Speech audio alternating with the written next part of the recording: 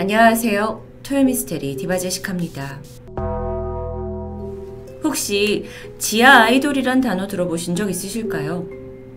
일본 아이돌계에서는 흔히 TV 방송이나 잡지 같은 이런 주요 매체에 출연하지 않고 오직 라이브 무대를 중심으로 활동하는 그런 아이돌을 지하 아이돌이라고 가리킵니다. 한국에서는 다소 생소한 개념이지만 일본에는 TV에서는 못 보는 지하 아이돌 그룹이 수도 없이 많이 있다고 해요. 이들은 큰 소속사와 계약하는 것 없이 소규모 공연장에서 직접 팬들 앞에서 공연을 하고 또 본인들이 제작한 CD나 관련 상품을 판매하면서 수익을 만들어가고 있죠. 얼마 전에 프로듀스 101에 나와서 한국 팬에게 익숙해진 일본 그룹 AKB48도 이런 식으로 시작을 했다고 알려져 있습니다. 물론 이들은 지금 대형 스타가 됐죠.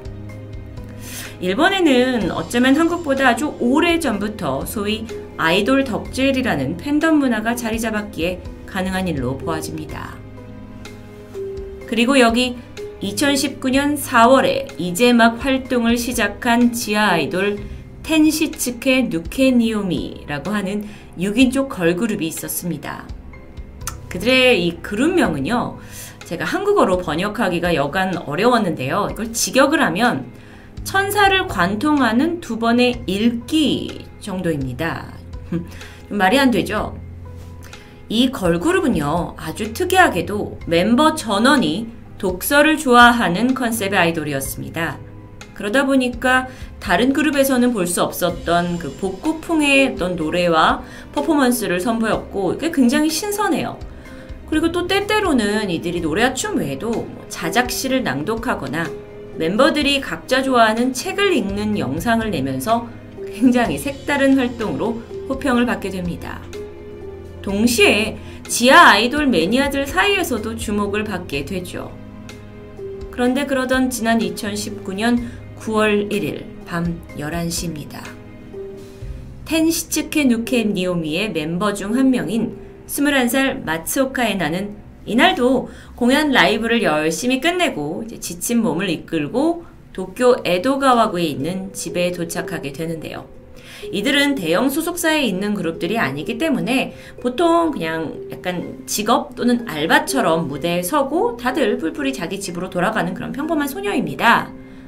집에 도착을 해서 현관문의 비밀번호를 누르고 들어가려던 순간이었죠. 문이 열리고 갑자기 에나의 눈앞이 깜깜해집니다. 누군가 앞에 서 있었고 강한 힘으로 그녀의 머리를 뒤로 확 당기고는 입을 수건으로 막아버렸죠. 에나가 휘청거리면서 막 뒤로 쓰러지려고 하는데 이때 그 의문의 남성이 그녀를 붙잡고는 추행하려는 게 느껴졌습니다. 아니 너무도 갑자기 집 앞에서 닥친 상황에 에나는 안간힘을 써서 남성으로부터 벗어나려고 발버둥 쳤죠. 그렇게 몸싸움이 벌어졌습니다. 그러다 입막음이 풀렸고 일단 에나는 주변에 도움을 청해야겠다 생각하고 소리칩니다. 살려주세요! 도와주세요! 이 목소리를 들은 몇몇의 이웃들이 창가를 기웃거리기 시작했고요. 다행히 주민들이 하나 둘씩 밖으로 나와봅니다. 범인으로서는 상황이 예상대로 돌아가지 않죠. 그래서 그대로 에나를 풀어주고 도주해버립니다. 에나는 다리에 힘이 풀려서 그 자리에 주저앉아서 눈물을 흘리게 되는데 경찰이 도착을 했지만 불행히도 범인의 얼굴을 자세히 보지 못했고 묘사할 수도 없었습니다. 이후에 에나는 심각한 트라우마에 시달렸습니다. 집에 들어가기도 또 나오기도 힘든 아주 고통스러운 시간을 보내야 했죠. 그리고 나서 에나는 제가 잠시 지하 아이돌 활동을 접고 쉬는 시간을 갖는다고 SNS를 통해서 공지했고요. 그녀를 아끼고 있던 많은 팬들이 그 공지를 보고 위로하는 댓글을 남겼습니다. 물론 현장에서 바로 도주해버린 이 범인의 얼굴 알 수 없었죠. 그런데 다행히 CCTV에 그의 모습이 고스란히 남아있었습니다.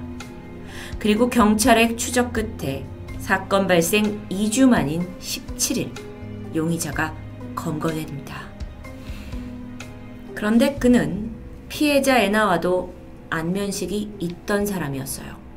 다름 아닌 그녀의 열혈 팬이었던 겁니다. 그의 이름은 사토 히비키. 무지개 26살 청년입니다. 그는 몇 달 전부터 이 지하 아이돌 그룹에게 빠져서 라이브 무대를 빠지지 않고 보러 왔고 멤버들을 만나면 격려하던 그런 평범한 팬이었습니다. 심지어 애나 외에 다른 멤버들도 그의 얼굴을 다 알고 있을 정도로 익숙한 사람이었죠. 그는 그룹에서 열고 있는 팬미팅에 꼭 참여했고요. 특히나 애나를 많이 좋아해서 애나의 라이브 공연이 있는 날이면 가장 먼저 공연장에 도착을 해서 맨 앞줄을 차지하고 앉아 있을 정도로 유명한 사람이었다고 합니다. 그런데 이렇게 순수한 팬심은 변질되었고요. 애나에 대한 개인적인 정보를 하나씩 수집해가면서 사토는 넘지 말아야 할 선을 넘게 된 거죠.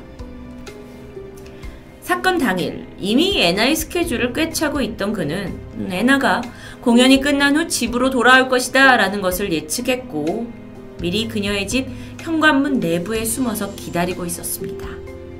이게 자동 현관문이에요. 그런데요, 도대체 어떻게 이 현관문 안쪽까지 들어갈 수 있었던 걸까요?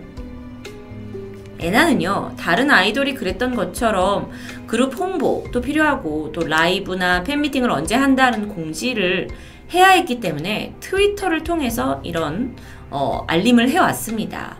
물론 그녀의 이런 SNS에는 공지 외에도 셀카나 개인적인 사진들도 다수 올라왔었죠. 그런데 열혈 팬이던 사토가 트위터와 SNS의 모든 게시물들을 하나하나 샅샅이 살폈고 정보를 캐나가기 시작합니다. 우선 그는 애나의 뒤로 보이는 지역의 어디인지를 예측하기 위해서 어떤 방법을 썼냐면 구글 맵에 스트리트 뷰를 켜서 여기 그 모양과 비슷한 역들을 찾아내요. 그리고 역 주변의 모습을 사진과 하나하나 비교를 했고 마침내 집으로 추정되는 곳을 파악해냅니다. 그리고 역 근처에 숨어 있었어요. 그리고 귀가하는 애나를 역에서부터 몰래 따라가면서 어떤 건물로 들어가는지도 알아내게 되죠. 그런데 이 소름 끼치는 스토킹은 여기서 끝나지 않았습니다. 보통의 팬들이라면 내가 좋아하는 아이돌의 사진과 영상을 보면서 공감하고 소통을 할 텐데 사토의 관점은 달랐죠. 애나가 올린 사진 중 동공을 확대해서 아주 작게 보이는 풍경을 분석해서 그녀가 살고 있는 위치를 분석하기 시작합니다. 아니, 정말 소름 끼치는데요. 이 생방송할 때 보이는 커튼의 위치, 그리고 거기서 빛이 어떻게 들어오는지 어떤 시간대에 따라서 이거를 다 파악을 해서요. 이걸 가지고 그녀가 살고 있는 건물 중에서 어떤 방에 그녀가 살고 있는지를 하나하나 비교해 간 거죠. 그러니까 뭐 낮에 12시에 해가 이렇게 들어왔다 그러면 그 방향이 나오잖아요. 그래서 결국 그녀가 사는 집을 추정해 냅니다. 그리고 또 확인 작업을 해요. 애나가 집에서 라이브를 하고 있었다 그래요. 그래서 팬들과 막 소통을 하고 있었는데 이미 어느 건물에 어떤 곳인지는 알고 있잖아요. 근데 정확히 하기 위해서 그 모든 객실의 벨을 누릅니다. 띵동 띵동. 그리고 라이브 방송에서 그 벨소리가 나는 그 집이 애나의 집이다라는 것을 알아낼 수 있었던 거죠. 이게 단순히 귀신 이야기보다 저에게는 더욱더 무섭게 느껴지는데요. 현실에서 충분히 있을 수 있는 이야기이기 때문입니다. 아니, 그럼 도대체 이 사토는 어떤 사람이었을까요? 중학교 시절부터 남다르게 아이돌에 빠져 있었다고 합니다. 그가 검거됐다는 소식을 들은 한 동창이 걔가 원래 중학교 때부터 유명했다라고 전했는데요. 특히나 어렸을 때는 나카자와 쇼코라는 이 가수의 팬이었는데 이걸 온 학교가 다 알 정도여서 사토라는 사람을 몰라도 걔 나카자와 쇼코 팬! 이렇게 그 아이를 인식했을 정도였다고 해요.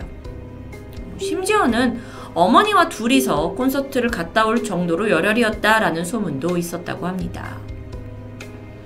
그런 샤토가 성인이 된 후에도 아이돌에 대한 집착과 팬심을 쉽게 저버리지 않았고 이 그룹 저 그룹 옮기면서 아이돌 덕질을 해오다가요. 몇 달 전에 새로운 대상을 만나죠. 바로 지하 아이돌 텐시츠 누케니움이었습니다. 사토는 그 중에 애나에게 집착을 했고 결국 이런 범행을 저지르게 된 거죠. 그런데 피해자 입장에서 생각해보면요. 이 일은 애나로서는 이제 다시는 대중 앞에 서는 것 자체가 공포스러웠을 수 있는 트라우마입니다. 그런데 이 상황에 사토는 과연 죄책감을 느끼기나 했을까요? 며칠 후에 애나가 SNS 공지를 올렸죠. 끔찍한 사건이 있었고 당분간 쉬겠다 라는 글에 사토가 댓글을 남겼습니다. 그때는 검거되기 전이었죠. 걱정된다 유유. 잘 쉬고 와. 복귀할 때까지 계속 기다릴게. 아무것도 몰랐던 그 지하 아이돌 애나는 이런 댓글을 보면서 어쩌면 고마워하고 위로받았을 수도 있습니다. 재판이 열렸습니다. 사토의 변호사 측에서는 사토가 아이돌 팬미팅에 참가할 돈이 바닥이 나서 자포자기했고 거기서 저지른 우발성 범행이라고 주장을 했죠. 그리고 지금은 반성하고 있으니까 집행유예로 사회갱생시켜달라라고 법정을 설득합니다. 그런데 언론에 따르면 그 어떤 설득의 과정이 그렇게 반성하고 있는 것처럼 느껴지진 않았다고 해요. 반면 피해자인 애나는 전 2번 다시 저 사람이 제 앞에 서지 않게 해달라. 너무 무섭다라고 호소하면서 엄벌을 요청합니다. 결국 일본 법정은 물론 사토가 자신을 주체하지 못하고 벌어진 일이다. 하지만 이건 계획적인 범행이고 자신의 집 현관에서 이렇게 습격을 당한 피해자의 고통은 상당히 큰 것이다. 라는 걸 감안해 그에게 징역 2년 6개월을 선고합니다. 사건 이후에 애나는요, 더 이상 SNS 업데이트를 할 수 없었죠. 그리고 소속사가 그녀를 대신해서 지금 애나가 정신적 피해가 크다고 말합니다. 그리고 얼마 후 본인의 트위터를 통해서 내가 사람들 앞에 다시 설 때까지 더 성장해서 돌아오겠다라는 말을 남겼는데요. 사진을 보시면 지난 2019년 12월 30일 그녀의 계정에 올라온 글입니다. 미안하다라는 말을 연속해서 외치고 있는 안타까운 모습. 그녀가 아무리 대중의 사랑을 받는 스타라고 해서 정말 이 모든 일이 미안할 상황이었을까요? 핸드폰이 요즘 점점 좋아집니다. 그런 기능 덕분에 우리의 SNS 화질은 더 고화질이 됐고 어디서든 라이브 스트리밍이 가능해졌죠. 하지만 한편으로는 예상 못할 부작용도 겪고 있는데요. 일명 디지털 스토커. 저 또한 인스타나 유튜브로 저의 여러 가지 삶을 공유하고 있지만 그게 독이 되어 돌아올 수도 있다는 아찔한 생각이 들었습니다. 그리고 실제로 저도 유튜브를 통해 집을 공개했던 영상을 보시고 저희 집 아파트 경비실까지 찾아와서 협박 편지가 담긴 봉투를 두고 가신 그분도 있었죠. 결코 남일처럼 느껴지지 않습니다. 여러분이 유명한 사람이 아니라고 해도 당신의 SNS를 통해서 언제든지 개인정보는 흘러나갈 수 있습니다. 토요미스테리 디바제시카였습니다.